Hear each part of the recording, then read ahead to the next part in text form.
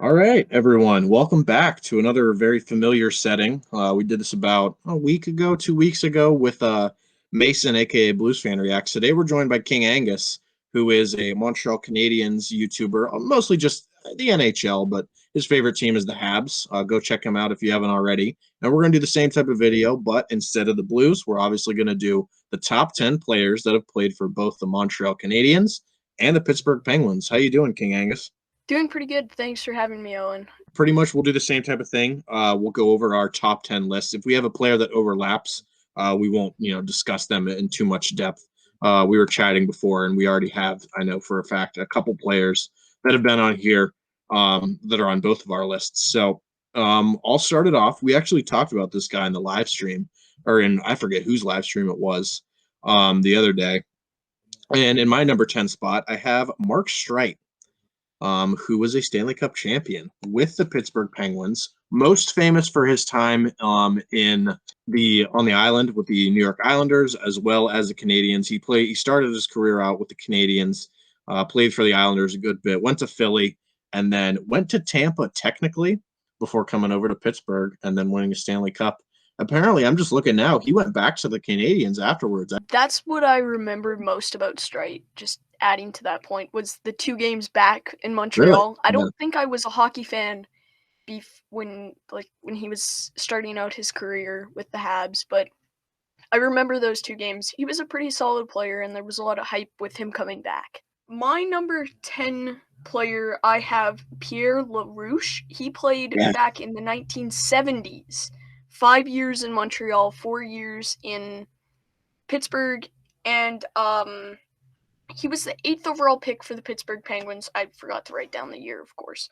I don't know very much about him. Obviously, that was way before my time, but from what I've heard and just going through old cards and stuff and old research, he was a pretty good player and had some success in both of the cities.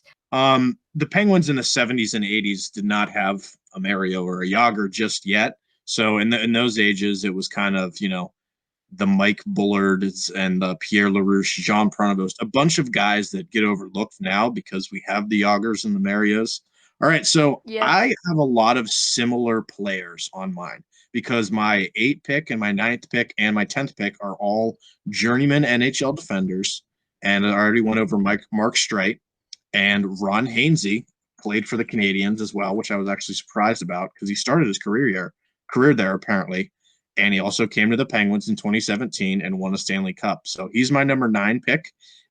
Most famously, I don't know where he's really most famous for because he's played for a lot of different teams. He played for Winnipeg/Atlanta, Carolina, Columbus, Montreal, Toronto, Ottawa, and Pittsburgh over 17 years. Fun fact about him was, of course, he never played in the playoffs throughout the first, 15 years of his career. Then he came to Pittsburgh, and his first ever season in the NHL playoffs, he won the Stanley Cup. So Ron Hainsey's my number 9 pick. My number 9 player is, let's see if I don't butcher this name, Michel Plaza.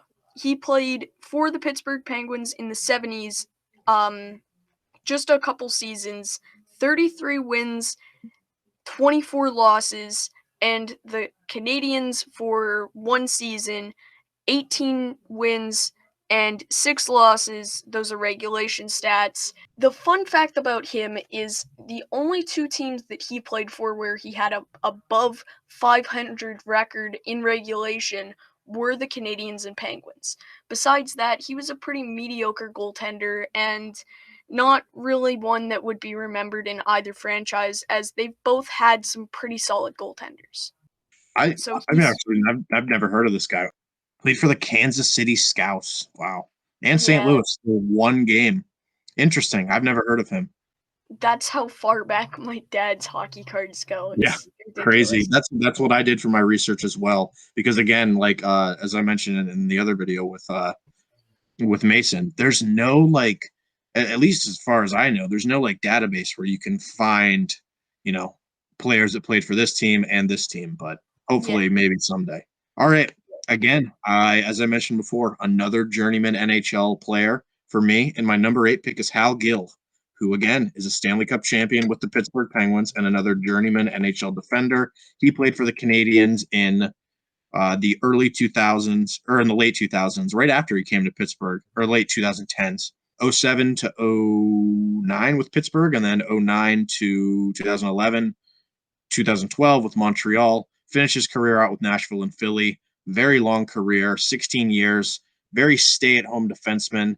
Not much scoring out of him. 184 points over 1,000 games in the NHL, though, but still a very defensive, structured guy, and he was out on the ice when the Penguins won the Stanley Cup in 2009.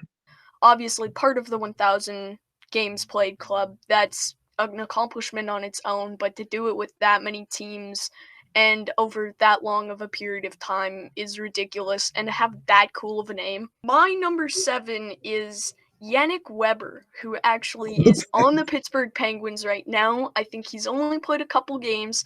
Yes. I was gonna put him in honorable mentions, but since he's a current Penguin, might as well. He started his career in Montreal and had probably his most memorable run either in Montreal or in Nashville. Now he's getting up there in years, and if I'm not mistaken, he is Carey Price's brother-in-law. That's the most that I remember about him. Really good player. All right, so my next 2 picks, I kind of grouped my picks together. And again, these are not a ranking. These are just 10 players from my point of view. I tried to somewhat rank them, but or just mix them together, because these next 2 picks are straight up fighters in the NHL.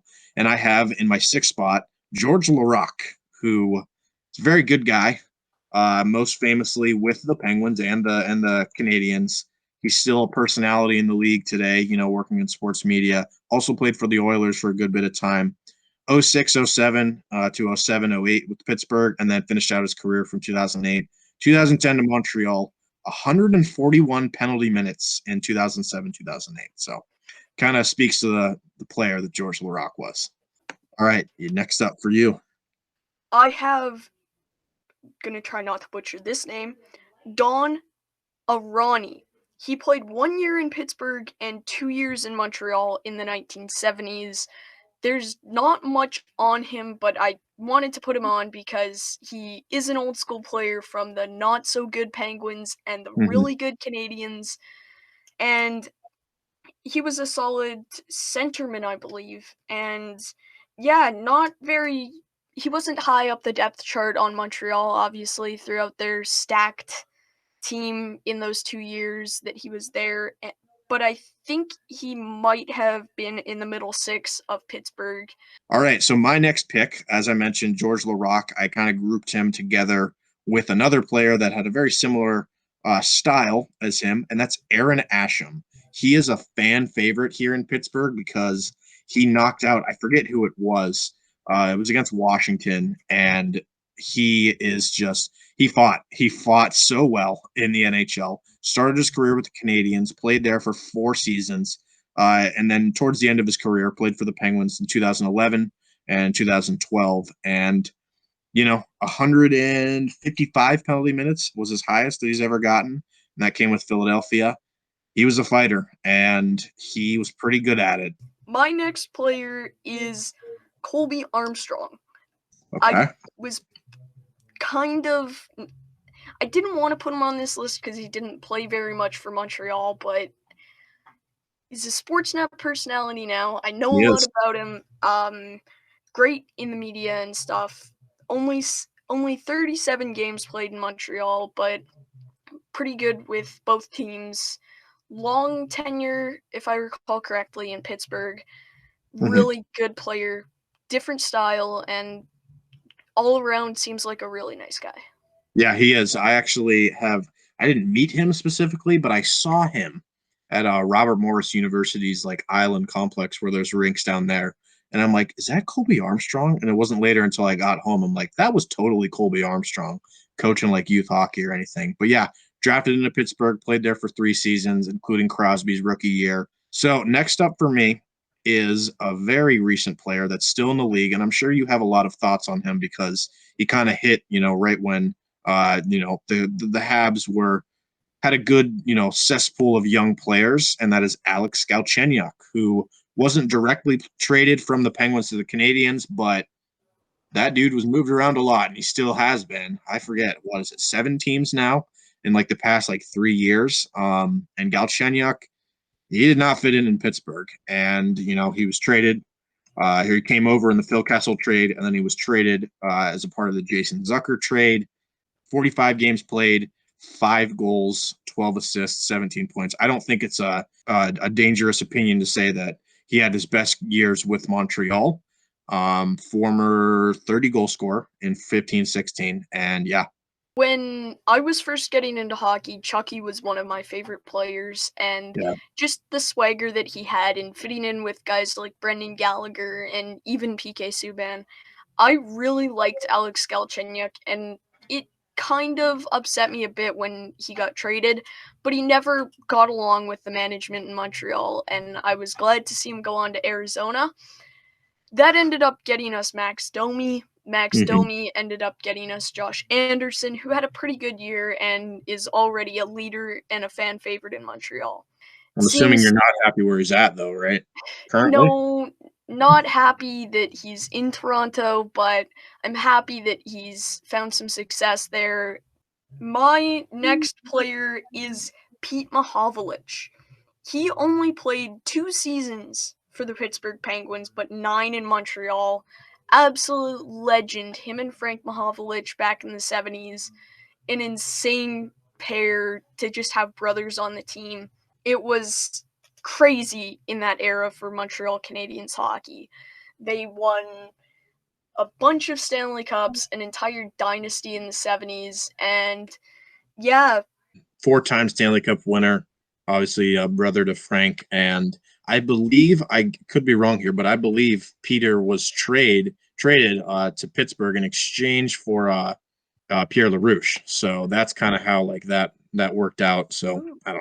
My next player only played, he's kind of my Colby Armstrong pick, where he only played a very small amount of games with the Canadiens, but I had to include him because I absolutely love him, and he was one of my favorite defenders and players growing up.